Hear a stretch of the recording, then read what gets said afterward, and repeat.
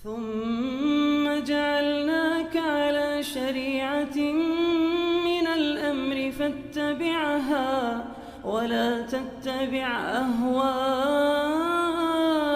الذين لا يعلمون. Berikutnya yang ketiga, hal yang wajib atas kita terkait iman kepada para nabi dan para rasul, wujubu ta'atihim wa adamu mukhalafatihim. Kita harus mentaati mereka dan tidak boleh menyelisih mereka. Karena Rasul itu tidaklah diutus kecuali untuk ditaati, bukan sekedar untuk dikenang, bukan sekedar untuk dibuat kasidah-kasidah sebagai pertanda cinta kepadanya. Karena Allah berfirman, "Wa ma arsalna mir rasulin illa liyuta'a bi'iznillah." Dalam surat An-Nisa, tidaklah kami mengutus seorang rasul kecuali untuk ditaati, bukan untuk dikenang. Sekarang secara logika saya, coba kita menggunakan logika sehat. Ada seorang anak, dia mengaku cinta kepada kedua orang tuanya dengan alasan setiap tahun saya merayakan hari kelahiran orang tua saya. Setiap tahun saya selalu merayakan hari kelahiran ibu saya. Walaupun saya di luar negeri, tetap saya rayakan. Gak bisa secara langsung saya kirim videonya bahwa saya merayakan hari kelahiran ibu saya, bapak saya, walaupun saya sedang berada di benua Amerika. Karena cintanya saya kepada kedua orang tua saya. Tetapi perintah orang tuanya tidak dia lakukan. Larangan orang tuanya dia langgar. Akankah orang menilai ini anak yang cinta kepada kedua orang tuanya? Coba jawab sekali. Semua orang saya kira sepakat, muslim maupun non muslim, akan menyatakan ini anak belum memuliakan, belum mencintai, dan belum berbakti kepada kedua orang tuanya. Kenapa? Karena sekedar mengenang kelahiran kedua orang tua. Itu bukanlah bukti cinta seorang anak kepada kedua orang tuanya kalau dia tidak taat kepada perintah mereka dan tidak mau meninggalkan larangan-larangan mereka. Demikian pula kepada anak Nabi. Bukti cinta kita kepada beliau adalah taat kepada perintah beliau dan kita siap meninggalkan larangan-larangan beliau. Di antara larangan beliau yang sangat keras dan yang paling keras adalah syirik. Nomor 2 setelah syirik adalah bid'ah. Mengada-adakan ibadah baru yang tidak ada tuntunan dari beliau. Tidak dilakukan di masa beliau. Karena secara tidak langsung dia menuduh Nabi belum menyampaikan agama Allah secara sempurna. Itu salah satu sisi bahayanya. Sisi yang lainnya, seakan-akan dia memposisikan dirinya seperti Allah punya hak untuk mensyariatkan ibadah kepada manusia. Kenapa demikian? Buktinya ibadah yang kamu ajak manusia melakukannya nggak ada anjuran dari Al-Quran. Oh, dia bawa ayat umum. Siapa sahabat Nabi yang telah memahami ayat tersebut untuk ibadah itu? Di masa Nabi ada 23 tahun waktu Nabi.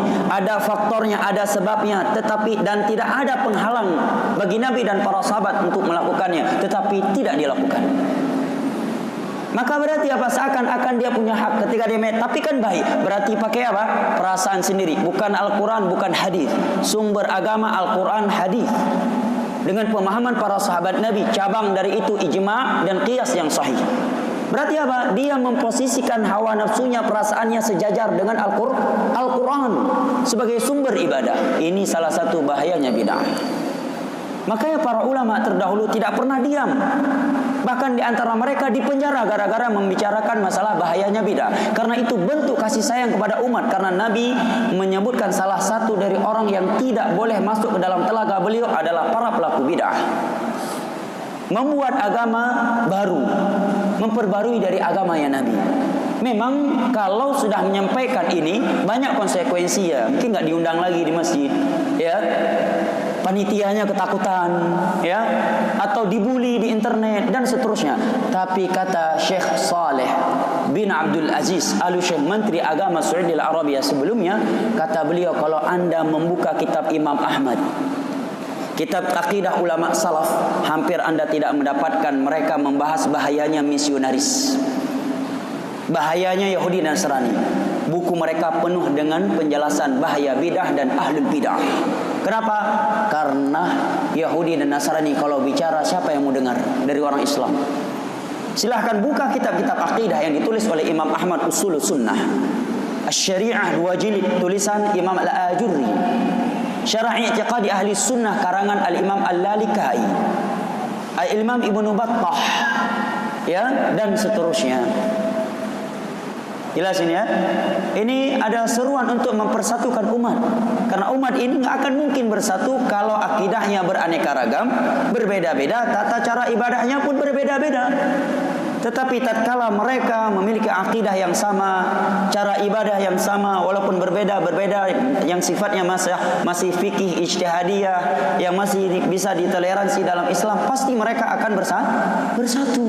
Inilah dakwah yang hakikat dakwah yang mengajak kepada persatuan. Kok malah dibalik itu dakwah yang memecah belah umat. Maka bukti cinta kita kepada Nabi kita adalah taat kepada beliau dan meninggalkan perintah beliau. Seperti yang saya sebutkan sebagai permisalan tadi, bukti cinta seorang anak kepada kedua orang tuanya bukanlah dengan merayakan kelahiran orang tuanya, tetapi dengan taat dan taatnya dia kepada mereka, menjalankan perintah-perintah mereka dan meninggalkan larangan-larangan mereka. Kibanda pegah roh dia cinta dengan Nabi. Tanya uraga muyu semayang 5 waktu jamaah di masjid Nabi. Ya kan? Tak boleh meninggalkan solat jamaah kecuali dengan uzur syar'i. Kita tak mau solat jamaah. Azan sudah bersuara, sudah dikumandangkan. Tanya matang dah je kopi di warung kopi. Pegah roh cinta Nabi. Subuh hana 4. Pegah agama, mioprak masalah agama, bekah kopi-kopi. Bekah gelah-gelah kopi. Tantang lahir Mekah. Udep yang Masjidil Haram. Menang sembahyang subuh hanada ke masjid. Yang cinta ke Nabi, Ibnu Ummi Maktum, seorang sahabat yang sudah tua, buta dan tidak ada yang menuntun beliau ke masjid. Minta keringanan ke Nabi untuk tidak pergi ke masjid. Kata Nabi, asmi'tan nida. Nani dengar suazan? Betul ingat. Nah Nabi, jak betul ke masjid. Tidak ada keringanan untuk anda. Hadis riwayat Imam Muslim. Yang orang tuha buta dan anak-anak agam yang intan dengan masjid. Nani dengar suazan, jak betul masjid ke Nabi SAW. Jelas ya? Ini bukti cinta kepada Nabi. Nabi SAW memvonis orang-orang yang merasa berat dengan salat subuh dan isya berjamaah sebagai munafik.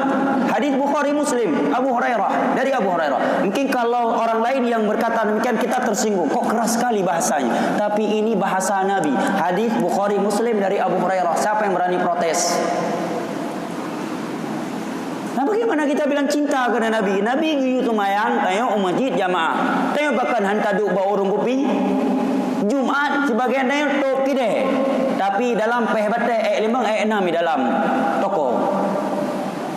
Cinta kepada Nabi hanya sekedar setahun sekali merayakan hari kelahiran beliau, enggak perlu salat berjamaah 5 waktu. Riba enggak perlu ditinggalkan. Maka kata para ulama, bukti cinta kita benar-benar beriman kepada Nabi dan Rasul, ta'atuhum wa adamu mukhalafih. Kita taat kepada perintah-perintah mereka dan kita tidak menyelisih daripada larangan-larangan mereka.